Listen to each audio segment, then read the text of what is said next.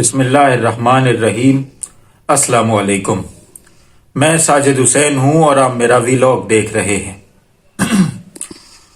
2024 کے الیکشن ہو گئے، آج 17 فروری ہے، ابھی تک الیکشن کے معاملات چل رہے ہیں، یعنی کہ پورے طریقے سے ابھی رزلٹ بھی اناؤنس نہیں ہوا۔ یہ حالت ہے ہمارے ملک کی، اور انٹرنیشنل میڈیا ہمارے ملک کے اوپر بہت ساری باتیں کر رہا ہے، بہت سارے سوالات اٹھا رہا ہے ہمارے ملک میں ہونے والے انتخابات پر۔ اور کل جیسا کہ آپ نے دیکھا بھی مختلف ویڈیوز کے اندر اور اخبارات میں بھی دیکھا ہوگا کہ کل تحریک انصاف اپنی میسو جو ہے وہ ثبوت لے کر اپنے پورے جو پبلک کی گیدرنگ کے ساتھ، اور مطلب ہے کہ اپنے امیدوار جو بھی جن کو ہروایا گیا وہ میریٹ ہوٹل میں جمع ہوئے، اور انہوں نے اپنے سارے ثبوت جو بھی ان کے پاس تھے فارم 45 وہ انٹرنیشنل میڈیا اور نیشنل میڈیا کو دکھائے۔ یہ تو بات ہو گئی، لیکن یہاں پہ ایک ذکر میں کرنا چاہوں گا جو آج کی ڈیولپمنٹ ہے۔ دیکھیں، اس سے پہلے ایک مفہوم ہے اللہ تعالیٰ کی قرآن مجید کی ایک آیت کا، جو اللہ تعالیٰ نے ہمارے لیے قرآن پاک سچی کتاب میں اللہ تعالیٰ نے فرمایا کہ میں اس قوم کی حالت نہیں بدلتا جو خود اپنی حالت نہ بدلے۔ میرا یہ خیال ہے کہ وہ حالات اس طرح کے پاکستان کے اندر آ چکے ہیں کہ لوگ اپنی اب دیکھ رہے ہیں کہ ہمارے ہاں غلطیاں کہاں پہ ہو رہی ہیں، اور اپنے ضمیر کی آواز سن کر کچھ لوگ کوشش کر رہے ہیں کہ سچ بتائیں۔ آپ نے پچھلے دنوں دیکھا، میں نے بھی اپنی ویڈیوز کے اندر ذکر کیا اور باقی لوگوں نے بھی مختلف ویڈیوز کے اندر اور خبروں کے اندر یہ ذکر کیا کہ جن امیدواروں کو جتوایا جا رہا ہے اس میں بہت سارے امیدوار ایسے ہیں جو جن کو جتوایا جا رہا ہے وہ کہہ رہے ہیں کہ ہم نہیں جیتے، پی ٹی آئی کا بندہ جیتا ہے، لہٰذا ہمیں یہ سیٹ نہیں چاہیے۔ اب یہ ان پریسیڈنٹ تھا کہ کوئی بندہ جس نے اپنی مطلب ہے کہ وہ بڑے برے طریقے سے ہار رہا ہو اور اس کو 70,000 60,000 کی لیڈ سے جتوایا جا رہا اور وہ یہ اس طرح کی بات کرے۔ اب اسی سلسلے کی ایک کڑی آج راولپنڈی کے کمشنر لیاقت علی چٹھا صاحب نے بھی اپنا اعترافی بیان دے دیا۔ بیان کیا، پریس کانفرنس کی، اور انہوں نے کہا کہ یہ راولپنڈی کے 13 جو ہے وہ امیدواروں کو، ڈویژن کے امیدواروں کو میں نے جو ہار رہے تھے ان کو جتوایا، ہم نے دھاندلی کی۔ بلکہ آپ یہ دیکھیں کہ انہوں نے یہ بتایا کہ میں اس بات کا اعتراف کرتا ہوں کہ یہ ملک کی پیٹھ میں چھرا میں نے گھونپا ہے، لہذا مجھے سزا دی جائے۔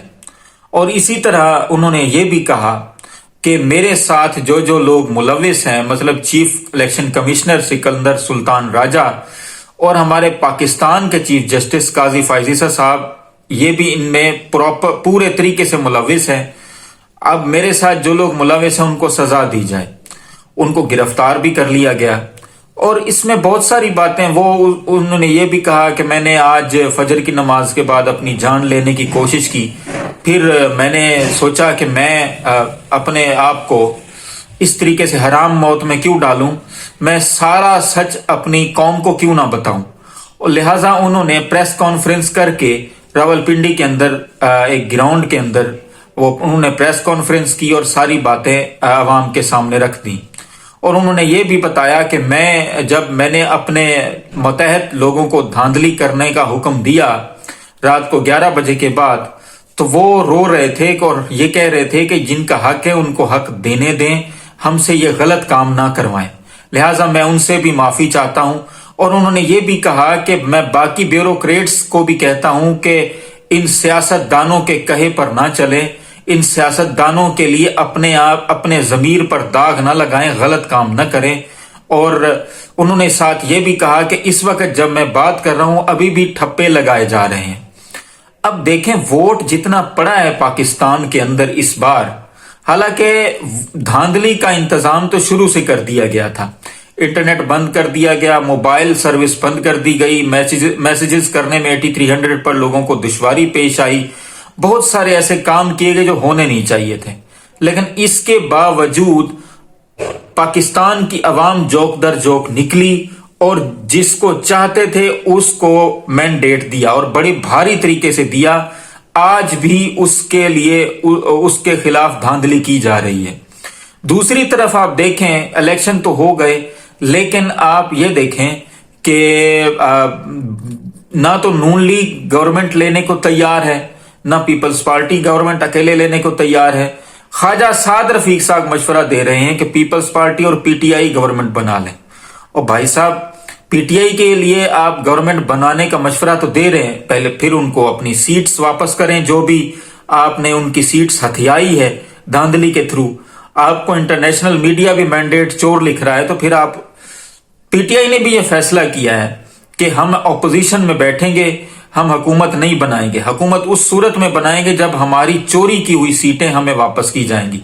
اب وہ تو واپس انہوں نے کرنی نہیں ہے, بلکہ ایک خبر اور بھی ہے کہ لوگ یہ بتا رہے ہیں کہ کوشش کی جا رہی ہے کہ پی ٹی آئی کے جو لوگ جیتے ہیں ان کو بھی ڈی سیٹ کر کے یا کسی نہ کسی طریقے سے توڑ تاڑ کے ان کو بھی کسی اور جماعت میں شامل کرنے کی کوشش کی جا رہی ہے. ایک طرف سے آپ کہتے ہیں کہ حکومت بنائیں, دوسری طرف سے آپ ایک ایسی پارٹی جس کو عوام نے منتخب کر لیا ہے آپ اس کو دیوار سے لگانے کی کوشش کر رہے ہیں. آپ یہ کیا کر رہے ہیں؟ مطلب کہ اب تو لوگ اندر سے بولنا شروع ہو گئے نا, جس طرح یہ کمشنر صاحب نے آج بات کی ہے لیاقت علی چٹھا صاحب نے, اسی طرح کئی لوگ اب راستہ کھل گیا ہے. کئی لوگ اب آ کے اپنا کنفیشن کریں گے اور یہ بتائیں گے کہ ہم پر دباؤ تھا. ویسے ایک سوال اور بھی ہے, جس طرح سوٹڈ بوٹڈ ہو کے کمشنر صاحب آئے اور انہوں نے اپنا اعتراف کیا, اعتراف کرتے انہوں نے یہ بھی کہا کہ میں نے کیونکہ ملک کی پیٹ میں چھرا گھونپا ہے لہذا مجھے جو ہے وہ پھانسی کی سزا دی جائے اسی چوک کچہری چوک کے اندر. مطلب کہ حالت اس طرح کی ہو گئی ہے کہ لوگ اب اپنے ضمیر کا بوجھ برداشت نہیں کر پا رہے. لیکن لیاقت علی چٹھا صاحب نے یہ جو بیان دیا, یہ موت کے دہانے پر تو انہوں نے اپنے آپ کو سمجھا اور یہ بیان دیا کہ یہ مجھے سزا دے دے, تو وہ یہ بھی بتا دیتے کہ دباؤ کس کا تھا. اگرچہ قوم جانتی ہے, عوام جانتے ہیں کہ کون ہے جو ایسا کروا رہا ہے. ارشد شریف شہید نے یہ سوال پوچھا تھا کہ وہ کون تھا, لوگ تو جانتے ہیں لیکن تصدیق جو ہے وہ ہو جاتی. بہرحال آنے والے دنوں میں دیکھتے ہیں کیا ہوگا. لیکن پاکستان کے اندر میں آخر میں یہ بات کرنا چاہوں گا, اقتدار اس ٹائم ایسا ہے جس طرح کوئی گرم آلو منہ میں ڈال لے نہ تو وہ نگلتا ہے نہ ہی منہ سے نکلتا ہے. اسی طرح کے حالات ہماری سیاسی جماعتوں کے ہیں کہ اب آلو تو منہ میں ڈال بیٹھے ہیں, اب نگلا بھی نہیں جاتا اور باہر نکالا بھی نہیں جاتا.